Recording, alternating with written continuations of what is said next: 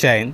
आज का वीडियो हमारा रासायनिक समीकरण पे होने वाली है, रासायनिक अभिक्रिया एवं समीकरण पे, जो कि क्लास 10th का केमिस्ट्री का यह पहला चैप्टर है। पहला चैप्टर का नाम है यहाँ पे रासायनिक अभिक्रिया एवं समीकरण। इस पे हम जो है सो पहली पार्ट जो है सो आपको वीडियो बना करके अपलोड कर दिए हैं। उस वीडियो को यदि आप लोगों में से कोई स्टूडेंट नहीं देखे हैं तो सबसे पहले उस वीडियो को देखिए, जिसमें हमने आपको अच्छे से समझाए हुए हैं कि रासायनिक अभिक्रिया किसे कहते हैं एवं रासायनिक समीकरण किसे कहते हैं। साथ ही साथ इसमें हमने बहुत सारे उदाहरण दे करके भी बताए थे, जैसे दूध से दही बनने की कौन सी अभिक्रिया कहलाती है, भोजन का पाचन कौन सी अभिक्रिया कहलाती है, शोषण कौन सी अभिक्रिया कहलाती है। इन तमाम प्रकार के उदाहरण को दे करके हम अच्छे से डिटेल में आपको जो है सो पहली पार्ट में क्लास को कवर किए हैं। तो उस वीडियो को आप अच्छे से ज़रूर देख लीजिएगा और इस वीडियो को भी देखिए। इतना ही प्यार आप इस वीडियो को भी देंगे, मुझे ऐसा उम्मीद है कि जितना प्यार आपने पहले पार्ट को, पहले वीडियो को दिए थे, क्योंकि हम इसमें भी उसी प्रकार से आपको अच्छे से समझाने वाले हैं। यहाँ तक कि संभव हो तो हम उससे भी और भी बेहतर करके जो है सो इस क्लास को समझाने वाले हैं। और यह वीडियो जो हमारा होने वाली है आज की क्लास में, रासायनिक समीकरण का जो संतुलन है, संतुलन हम कैसे करेंगे उसके बारे में सिखाने वाले हैं कि संतुलित समीकरण को कैसे लिखा जाता है। समझ गए ना। तो यह वीडियो जो है सो क्लास 10th के सभी स्टूडेंट के लिए, जो भी BSEB की तैयारी करने वाले यानी कि बिहार बोर्ड की तैयारी करने वाले हैं, उन सभी बच्चों के लिए यह जो है सो क्लास होने वाली है। साथ ही साथ यूपी बोर्ड की भी तैयारी करने वाले बच्चे हैं, MP बोर्ड की तैयारी, झारखंड बोर्ड की, सभी राज्यों के स्टेट बोर्ड जितना भी है सभी की तैयारी करने वाली जो भी स्टूडेंट हैं सभी के लिए क्लास सफिशिएंट रहने वाली है। ये क्लास 10th से लेकर क्लास 9th हो गया, 10th हो गया, 11th हो गया, 12th हो गया, सभी बच्चों के लिए यह क्लास है। तो चलिए, इतनी जानकारी के लिए काफ़ी है। अब आगे की ओर हम बढ़ते हैं अपना टॉपिक की ओर, और टॉपिक में हम बताते हैं कि हम आपको इसमें क्या सिखाने वाले हैं। रासायनिक समीकरण इस सब तो हम पहले ही बता दिए हैं, आपको देख सकते हैं। ये पिछले क्लास में हम आपको समझाए हुए हैं कि भोजन का पाचन, श्वसन, लोहे पर जंग लगना, ये सभी रासायनिक अभिक्रिया है। साथ ही साथ अवस्था में परिवर्तन कौन सी अभिक्रिया का जो है उदाहरण है। तमाम प्रकार की चीज़ें उदाहरण को देख करके हम इस PDF की मदद से जो है सो सारी चीज़ें आपको सिखाए हुए हैं। रासायनिक समीकरण क्या होती है इसके बारे में भी बताए हुए हैं, है ना। तो चलिए आगे की ओर बढ़ते हैं। यहाँ से हमारा जो चरणबद्ध तरीके से हम सीखने वाले हैं कि संतुलित कैसे किया जाएगा। इसको चरणबद्ध तरीके से सिखाने की कोशिश से कर रहे हैं। PDF की मदद से हम आपको हर चीज़ को अच्छे से समझाने वाले हैं। जैसे कि कह रहे हैं कि चरणबद्ध संतुलित करना सीखें। अब कैसे इसको संतुलित किया जाता है, कल तो हमने अपनी ओर से बता दिए थे। आज जो है सो पूरी वीडियो PDF की मदद से और अपनी ओर से दोनों प्रकार से समझाने वाले। जैसे कि पहले चरण में कह रहे हैं कि रासायनिक समीकरण लिखकर प्रत्येक सूत्र के चारों बॉक्स बना लीजिए, यानी कि सूत्र का जितने भी बॉक्स है उस सभी को बना लेना। जैसे कि यहाँ पे लोहा हो गया, जल हो गया, Fe2O3 हो गया और H2O हो गया, सभी का जैसे एक बॉक्स बनाने की बातें चल रही है, तो इसको बॉक्स बनाएंगे, नीचे बनाए हुए हैं, उसको हम समझाने वाले हैं। संतुलित करते समय बॉक्स के अंदर कुछ भी परिवर्तन नहीं करना है। जो संतुलित करते हैं उस वक्त बॉक्स के अंदर कोई भी परिवर्तन नहीं करने की बातें चल रही है, तो आपको ध्यान में रखना है, कोई भी परिवर्तन नहीं करना है।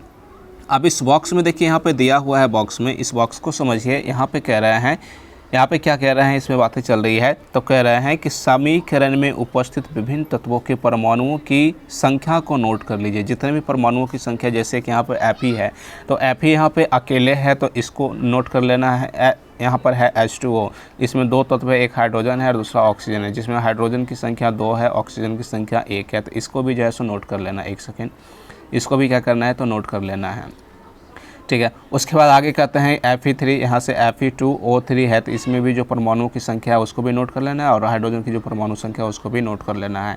और साथ ही साथ सभी को अलग अलग करना है। अलग अलग क्यों करना है, इसके लिए हम अभी जस्ट समझा रहे हैं कि क्यों अलग अलग करने की आवश्यकता है। यहाँ पर देखिए जो लिखा हुआ है पॉइंट, यहाँ पे तत्व है, तत्व में कौन कौन सी तत्व है यहाँ पर देख सकते हैं कि यहाँ पे लोहा है, Fe है, हाइड्रोजन है और ऑक्सीजन है। इन्हीं तीनों से जो है सभी का सभी फार्मूला लिखा गया है। 3 तत्व से 4 फार्मूला यहाँ पे दिख रहा है, चारों का जो है सो लिख लेना है यहाँ पे। और उसके बाद हमने जैसे कि बताए थे कि इधर ये जो तीर का निशान है, इस तीर के निशान के बाएं तरफ का जो भी पार्ट होता है उसको LHS कहते हैं। LHS में क्या होता है, तो अभिकारक होती है। अभिकारक में कौन सा है, तो यहाँ पर जैसे लोहा है, हाइड्रोजन है और ऑक्सीजन है, तो उसको हमने लिख लिया लोहा, हाइड्रोजन, ऑक्सीजन। इसकी जो परमाणु संख्या, लोहा को देखते हैं वो परमाणु संख्या कितना है, तो 1 है।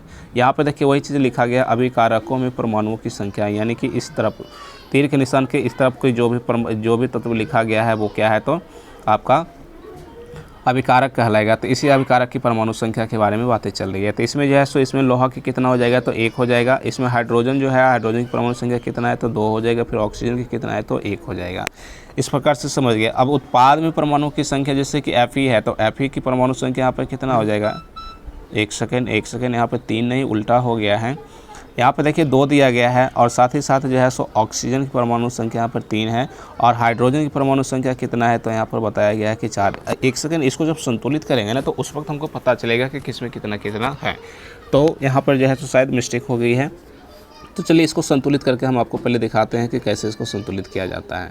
ठीक है, तो संतुलित करने के लिए आपको पहले हम समझा देते हैं, उसके बाद फिर इस पर आते हैं।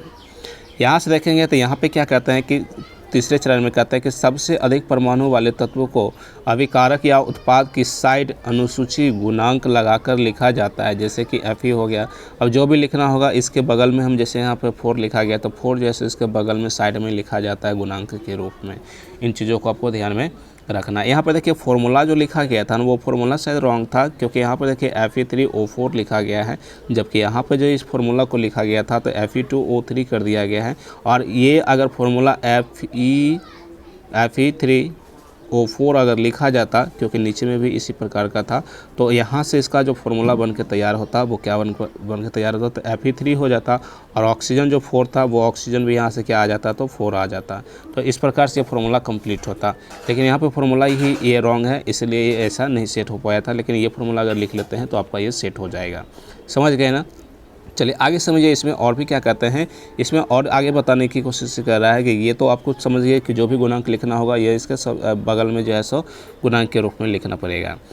अगला चरण में क्या कहते हैं, चरण नंबर 4 कहता है कि सभी तत्वों के परमाणु को चरण 3 की भांति संतुलित करना होगा। जैसे चरण 3 में क्या गया है, वो सभी को सभी चरण 3 की भांति संतुलित करना पड़ेगा। जैसे इसमें 3 लगाए तो बगल में लगाए, इसमें भी 4 लगाए तो बगल में ही लगाए, इसमें भी 4 लगाए तो बगल में ही लगाए। अब क्यों लगा रहे हैं 4 या 3 या कौन सी नंबर जानेंगे कि यहाँ पर आएगा, उसके बारे में हम आपको बता दें।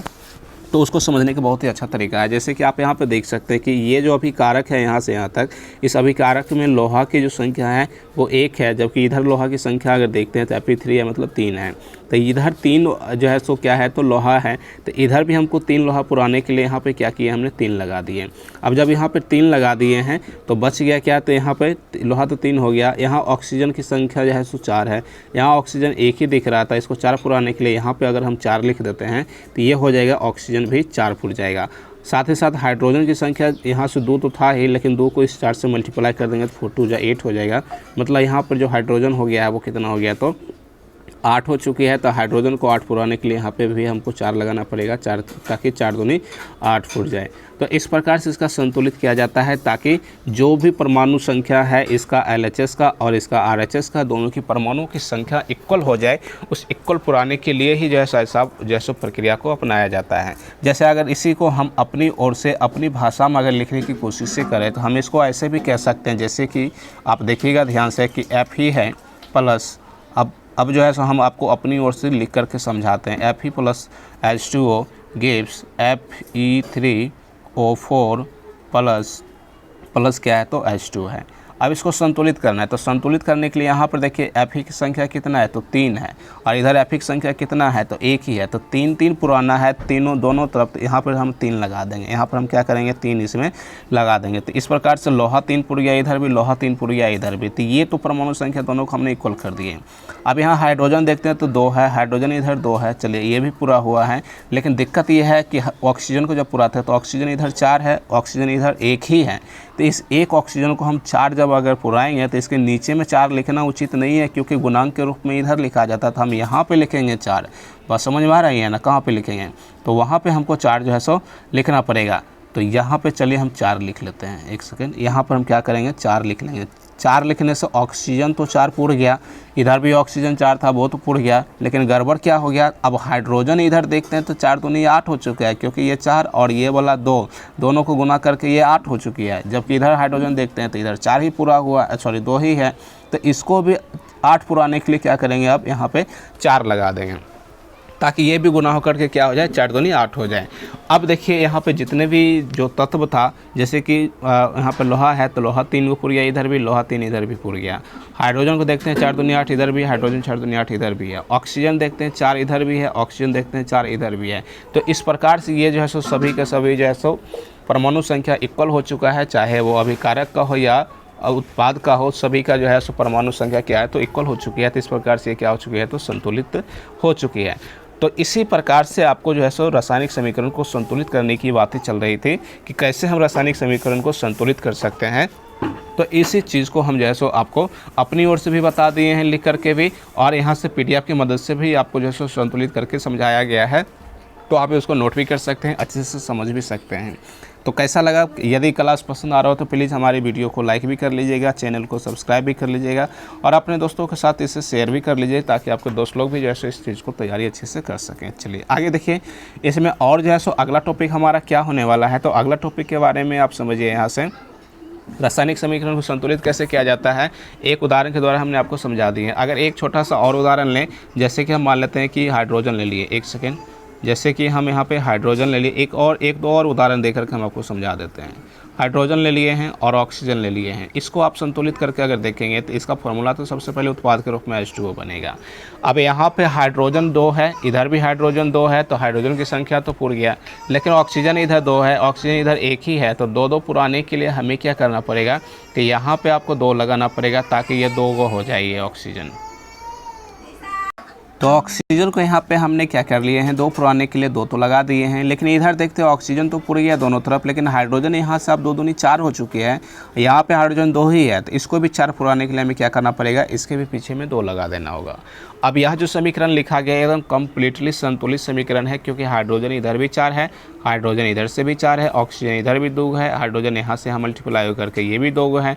तो इस प्रकार से कंप्लीट जो है इसका संतुलित समीकरण हो जाएगा। एक और अगर हम देखना चाहें तो जैसे हम कह सकते हैं कि कार्बन को अगर हम ऑक्सीजन के साथ अभिक्रिया कराते हैं तो इसका जो फॉर्मूला बन के आता है CO2। इसमें जो है सो रासायनिक समीकरण संतुलित ही है, इसलिए इसमें संतुलित करने की ज़रूरत नहीं है, क्योंकि कार्बन इधर से सिंगल है, कार्बन इधर से सिंगल है, ऑक्सीजन डबल है, ऑक्सीजन डबल है, तो ये ऑलरेडी जैसे संतुलित ही है, तो इसको ज़्यादा कुछ नहीं करने की ज़रूरत है, ये संतुलित ही है। अब चलिए आगे की ओर बढ़ते हैं और अगला टॉपिक सीखते हैं कि यहाँ पर और आपके लिए क्या यहाँ से दिया गया है। चरण नंबर 5 में कहते हैं कि अभिकारकों एवं उत्पादकों की भौतिक अवस्था लिखना। भौतिक अवस्था में पिछले वीडियो में हमने बताए थे, भौतिक अवस्था जैसे कि ठोस को हम लोग सॉलिड कहते हैं ना, तो सॉलिड का अगर हम फर्स्ट लेटर देखें तो सॉलिड का पहला लेटर यहाँ से क्या है, S है, तो इसको हम लोग S से डिनोट करेंगे, जो कि यहाँ पर देख सकते हैं आप इस प्रकार से। तो ठोस के लिए S हो जाएगा, द्रव को लिक्विड कहते हैं, इसके लिए L हो जाएगा, स्मॉल l, गैसीय अवस्था को G कहते हैं और जलीय विलयन को AQ के रूप में डिनोट किया जाता है। ये क्या है तो भौतिक अवस्था के रूप में लिखा गया है। इन चीज़ों को आपको समझना है, इसको याद रखना है कि ठोस के लिए हम लोग S से डिनोट करते हैं, द्रव के लिए L से, गैस के लिए G से और जलीय विलयन के लिए AQ से डिनोट किया जाता है। अगर रासायनिक समीकरण में कहीं पे भी अगर इस संकेत आपको देखने को मिल जाए तो आप घबराइएगा नहीं कि ये क्या होता है, ये कहाँ से आ गया, बल्कि उसका संकेत केवल दे रहा है कि अगर मान लेते हैं कहीं पे H2 लिखा हुआ तो H2 क्या हो जाएगा, उसके बाद H2 लिख रहा है, सॉरी H2O वो हो गया, ये H2 हो गया, O2 हो गया, ये सभी पूछा जाएगा। तो O2 क्या हो जाएगा, H2 क्या हो जाएगा, इसके बारे में पूछा जाएगा। तो O2 जानते हैं कि हाइड्रोजन गैस, हाइड्रोजन नाम से स्पष्ट ये गैस है, ऑक्सीजन गैस है, तो इसके बगल में हम क्या लगा सकते हैं, जैसे कि H2 लिखें, जैसे कि हम H2 लिखें तो H2 और बगल में हम G लगा देंगे, मतलब समझ जाना है कि ये H2G का मतलब ये हुआ कि यह जो है H2 गैस है। अगर हम O2 लिख दिए और बगल में G लगा दिए तो ये क्या हो जाएगा, यह एक गैस हो जाएगा। अगर हम H2O लिख दिए, H2O लगा दिया, बगल में अगर स्मॉल l लगा दिए, मतलब क्या है, ये लिक्विड है, ये जो है सो द्रव है, तो द्रव फॉर्मेट में। तो ये केवल संकेत दिखाता है कि ये आखिर है क्या, इसकी अवस्था क्या है, समझ गए। अब उसके बाद इसका जब हम सूत्र को फिर से देखना चाहें तो हम लिख सकते हैं कि 3Fe(S), यानी कि लोहा जो है एक सॉलिड है, तो इसमें S लगा दिया। अब जहाँ H2O था जिसमें हमने 4 लगाए थे संतुलित करते वक्त, तो उसको ये जो है क्या है तो गैस है, H2 क्या है तो गैस है, तो इसको G लगा दिए। Fe2O3 क्या है, तो यह भी एक सॉलिड है, इसलिए इसके बगल में S लगा दिए। H2 क्या है, तो गैस है, तो इसके लिए इसके बगल में G लगा दिए। तो ये केवल G, S, G ये सभी क्या है, तो ये केवल अवस्था, भौतिक अवस्था को डिनोट करने की ये जो है सो सिंबॉलिक तरह से है, इसमें कोई ज़्यादा फ़र्क नहीं है। इसको लिखे या ना लिखे बात तो कोई ज़्यादा फ़र्क है नहीं, बाकी अगर लिख देते हैं तो कम्प्लीटली आंसर मिलता है, इसलिए आप लिख देना भी उचित समझे, बाकी नहीं लिखते तो कोई ज़्यादा इशू भी नहीं है। चलिए आगे समझिएगा। छठा चरण क्या कहता है कि कुछ आवश्यक परिस्थितियां जैसे ताप, दाब या उत्प्रेरक आदि को भी तीर के निशान के ऊपर या नीचे लिखा जाता है। अब कैसे लिखा जाता है, तो उसको भी आपको हमने पिछले वीडियो में समझाए थे कि जैसे कि एक अभिक्रिया अभिकारक है A+B और इस अभिक्रिया के फलस्वरूप उत्पाद निकल कर आया C, तो इसमें अगर ताप लग रहा है तो हम यहाँ पे ताप लिखेंगे, अगर सूर्य के प्रकाश लग रहा है तो सूर्य के प्रकाश को भी हम यहाँ लिखेंगे। दाब लग रही है तो दाब को भी तीर के निशान के ऊपर या नीचे लिख सकते हैं। तो ये केवल संकेत बता रही है कि आप जो है सो रासायनिक समीकरण को बनाने वक्त किन किन बातों को ध्यान में रखेंगे, ताकि रासायनिक समीकरण को जब भी आप लिखें तो आपकी जो है सो आंसर को कोई काट ना सके, क्योंकि आप उसमें हर चीज़ को डिनोट किए हुए रहेंगे। तो इसलिए ये इतना सारी चीज़ बताया गया है आपको। आगे देखिए रासायनिक अभिक्रियाओं के प्रकार। रासायनिक अभिक्रिया के कौन कौन से प्रकार है उसको आपको समझना है, क्योंकि यहाँ से भी क्वेश्चन पूछा जाता है। जैसे पहला प्रकार है संयोजन अभिक्रिया। आपसे क्वेश्चन पूछा जाएगा बोर्ड एग्जाम में भी कि संयोजन अभिक्रिया किससे कहते हैं, संयोजन अभिक्रिया क्या है। इसके लिए आपको बताना है परिभाषा के रूप में कि संयोजन अभिक्रिया क्या है। तो इस अभिक्रिया में दो या दो से अधिक अभिकारक मिलकर एकल उत्पाद बनाते हैं। एकल क्या बनाते हैं, तो उत्पाद बनाते हैं। जैसे कि दो अभिक्रिया, यहाँ पे दो अभिकारक कौन कौन सा है, एक A है दूसरा B है, ये दोनों आपस में मिलकर के एकल उत्पाद मतलब सिंगल उत्पाद, एक ही तत्व का निर्माण, एक ही यौगिक का निर्माण करते हैं। तो इसी को हम क्या कहते हैं, तो एकल उत्पाद कहते हैं। और इस प्रकार की जो अभिक्रिया है उसको क्या कहते हैं, तो संयोजन अभिक्रिया कहते हैं। संयोजन नाम से स्पष्ट होता है संयोग करके बनना। संयोग मतलब ये नहीं समझना कि अपने आप बन जाए, संयोग मतलब एक दूसरे के साथ मिल करके काम करने वाली जो अभिक्रिया होती है उसी को संयोग अभिक्रिया कहते हैं। जैसे A और B दोनों आपस में मिल करके अभिक्रिया करेगा तब जा करके C का निर्माण होगा। समझ गए। अब इसी प्रकार से अगला देखिएगा, ये जो अभी आपने देखे हैं संयोजन अभिक्रिया, इसका कुछ उदाहरण भी है, इस उदाहरण को समझिए। कोयले का दहन, कोयला क्या होता है कि C होता है और C क्या है, तो यहाँ पर ठोस है इसलिए S लिख दिया गया है। इस S का मतलब कन्फ्यूजन नहीं होना है। इसको ऑक्सीजन के साथ जब जलाया जाएगा या फिर दोनों के साथ जो है सो अभिक्रिया कराया जाएगा, ऑक्सीजन एक गैस है इसलिए G लिख दिया गया है। तो नया तत्व जो बनेगा यहाँ से क्या बन जाएगा, CO2, इसलिए हमने बोले हैं कि C+O2 क्या होती है, तो CO2 बनती है। अब ये C2 अभिक्रिया तो बन गया है। यहाँ पर क्या है कि दो तत्व आपस में मिलकर के एक एकल उत्पाद का निर्माण किया है, एक ही सिंगल उत्पाद का निर्माण किया है। तो इस अभिक्रिया को हम क्या कहेंगे, तो संयोजन अभिक्रिया कहेंगे। इसे क्या कहेंगे, संयोजन अभिक्रिया कहेंगे। क्या बात समझ में आ रही है ना, इसको संयोजन अभिक्रिया कहनी है। समझ गए। अब अगला देखिएगा, इसमें और भी है उदाहरण। जैसे दूसरा अभिक्रिया क्या कहता है कि जल का निर्माण। जल का निर्माण कैसे होता है कि हाइड्रोजन और ऑक्सीजन को जब आपस में संयोजन कराया जाता है तो H2O बनता है, यानी कि जल बन जाता है। ये भी हम फॉर्मूला बहुत बार लिख करके आपको समझाए हुए हैं। यहाँ पे इसका केवल प्रकार बताना है कि ये कौन सी प्रकार हो जाएगा, तो इसका संयोजन अभिक्रिया हो जाएगा। कौन सी हो जाएगी, तो संयोजन अभिक्रिया ये कहलाएगा। ठीक है, अभिक्रिया ये कहलाएगा। अब तीसरा उदाहरण है यहाँ पे, जैसे कि CaO, बिना बुझा हुआ चूना है। ये फॉर्मूला क्या है, बिना बुझा हुआ चूना CaO, इसको जल के साथ अभिक्रिया कराया जाएगा तो CaOH का होल 2 बनेगा, यानी बुझा हुआ चूना बनेगा। यहाँ बिना बुझा हुआ चूना, यहाँ बुझा हुआ चूना बनकर निर्माण होकर के तैयार हो जाएगा। यहाँ पर एकल उत्पाद आ रही है तो ये भी क्या हो जाएगा, इसमें दो या दो से अधिक तत्व मिलकर के एकल उत्पाद का निर्माण करती है, तो उसी को संयोजन अभिक्रिया कहते हैं। अब देखिए आगे आ रही है आपका ऊष्माक्षेपीय अभिक्रिया। ऊष्माक्षेपीय अभिक्रिया क्या होती है, इस टॉपिक को हम जो है सो अगले वीडियो में कवर करने वाले हैं। क्योंकि यह वीडियो थोड़ी लंबी हो रही है, हम नहीं चाहते हैं कि वीडियो लंबी करें, क्योंकि आप लोग भी जो है सो अभी जानते हैं कि बहुत ही जो है सो महंगाई समय चला। महंगाई कहने का मतलब ये हुआ कि एक ही वीडियो को आप इतने लंबे समय तक देखना भी पसंद नहीं करते हैं, इसलिए हमें मजबूरन बस वीडियो को छोटा छोटा करके ही बनाना पड़ता है, ताकि आप इस पूरे वीडियो को देख सकें। फुल वीडियो को देखने के बाद आपका लाभ होगा। इसमें लाभ इसलिए होगा क्योंकि आप जो है सो इंटरेस्ट ले करके इस जो है सो क्लास को करेंगे और क्लास को करके अपनी तैयारी को अच्छे से कर पाएंगे। इसलिए छोटा छोटा पार्ट में ही जो है सो आपको बना करके दे रहे हैं। तो कैसा लगा वीडियो आप हमें ज़रूर कमेंट करके बताइएगा। अगर पसंद आ गया हो तो प्लीज़ हमें लाइक भी कर लीजिएगा, इस वीडियो को, हमारे वीडियो को लाइक भी कर लीजिएगा। और चैनल पे नए हैं तो प्लीज़ सब्सक्राइब भी कर लीजिएगा। साथ ही साथ अपने दोस्तों के साथ इस वीडियो को शेयर भी कर दीजिएगा। मिलते हैं फिर किसी अगले वीडियो में, तब तक हमें दीजिए इजाज़त। जय हिंद।